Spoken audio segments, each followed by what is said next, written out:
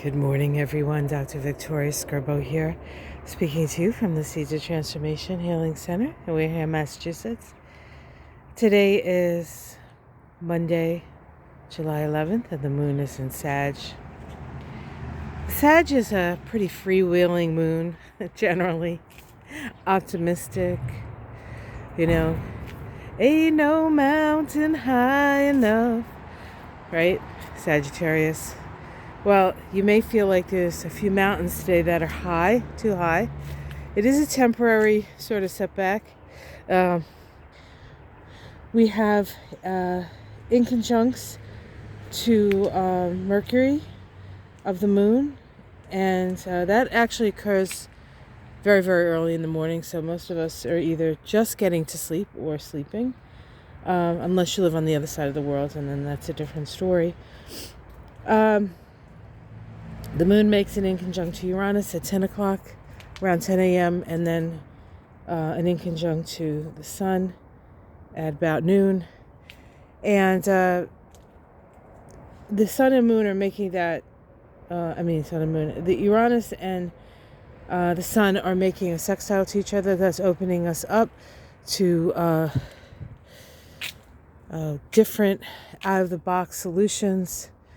And what it's doing is it's creating a yod, like a 3-planet aspect to the moon, with the moon getting simultaneous inconjuncts from both the sun and Uranus. And so, generally, the sun and Sag might be able to sort of slough that off because of its optimism and the like. I mean, it deals with it and then it moves on. But this feels to me more like a mini spiritual crisis. So I feel like maybe there are some people out there who will realize something about something they believed that sort of makes them feel like they're between a rock and a hard place. It's not a long-lasting yod, so it'll come and it'll go, but we may feel a little at odds with what we believe and our faith, and it's really hard to shake the faith of Sag, but it's possible. After that, we have an opposition to Venus. Of course, Venus is still in Gemini. It is in the latter degrees of Gemini. Venus in Gemini is the value of conversation, the value of curiosity. And so I think Venus will help the moon and Sag to sort of see some of the maybe facts on the ground that can help them make a better decision, or maybe even sometimes it's about changing your mind, but sometimes it's about realizing you had it right all along. So there's that. The moon makes a sextile to Saturn. Saturn, of course, is in Aquarius. This is a sextile of sharing your knowledge, right? So you may be asked for your advice today, or your opinion even. Yikes. Who asks that of anybody anymore? But it can happen. And then at the end of the day, the moon makes a square to Neptune.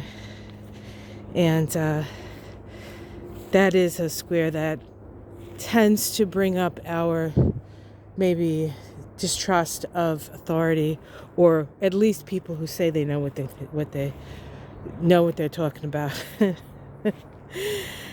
So mostly everything that happens today happens to the moon.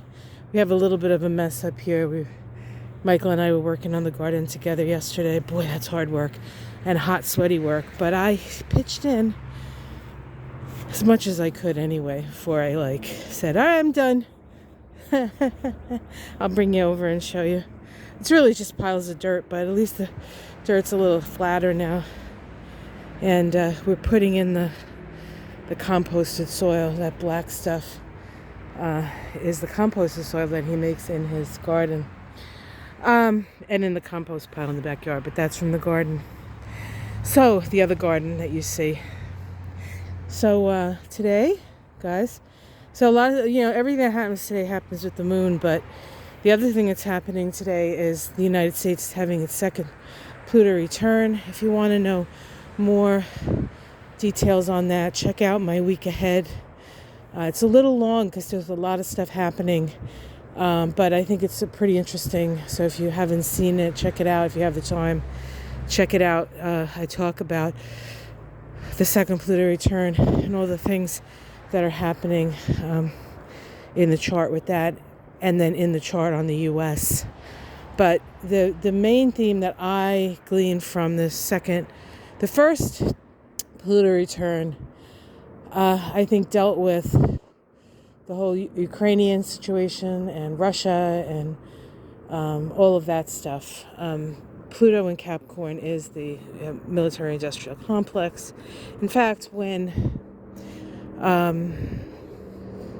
Eisenhower made the speech about the military-industrial complex, I believe the sun was right on Pluto that day, illuminating.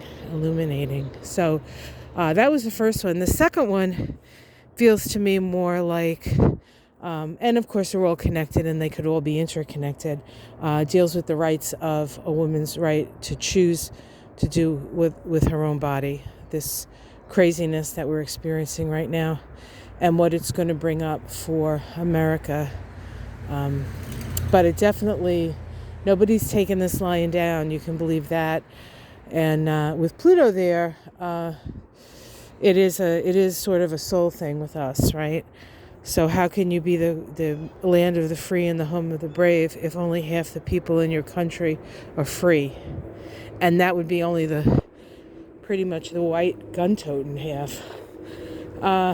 Or maybe brown gun-toting half, but certainly the gun-toting half. With a white, brown, yellow, green polka dot. But definitely, I definitely see that in the chart. So if you want to check that out, please do. And of course, we have this full moon this week, and we have another January 6th commission testimony. And the interesting thing about this is, they had all those silly things on what was that, Benghazi, over and over and over and over and over again, and it's kind of boring and all that stuff, mainly because it was mostly bullshit. And now the reason this is so interesting is because it actually happened, and we're actually getting the truth. Imagine that. Woo. The truth shall set you free, but not without a lot of wrangling, pain, and suffering, it seems. But we are getting set free. And of course, being set free is a personal thing anyway. I mean, this is more of a collective, what do we stand for kind of thing.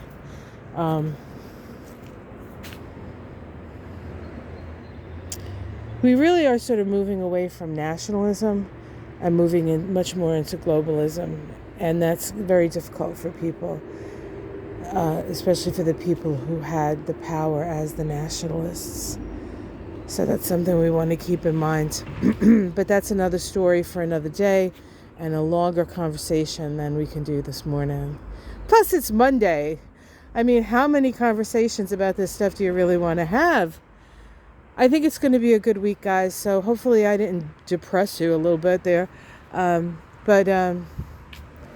You'll be challenged today, and take the challenges on. Utilize them to make adjustments if you need to. Or to realize that, oh God, yeah, I was right about that.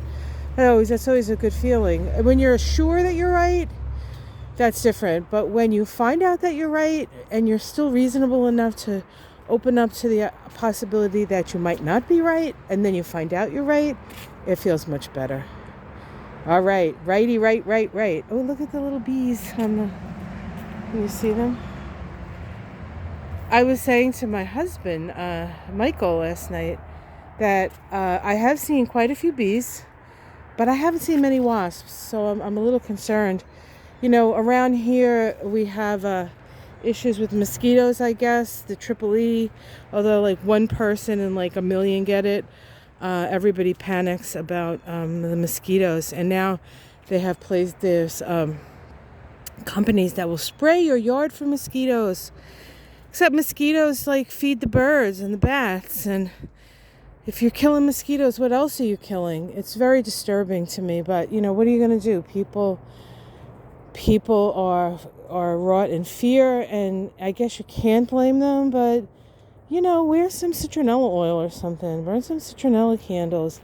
If you're outside, you're outside. You're not inside. If you want to have the outside inside, have a plant room or have one of those screened-in porches. You can enjoy the outside and not get bit by anything, and leave the animals and the insects and the birds alone. Oh, God. See, this is what I mean. This is Sag Moon, right? Who asked for my opinion? Nobody, but I'm giving it. All right, everyone, I'll let you go. Have a great day. Have a great week. Much love. Namaste.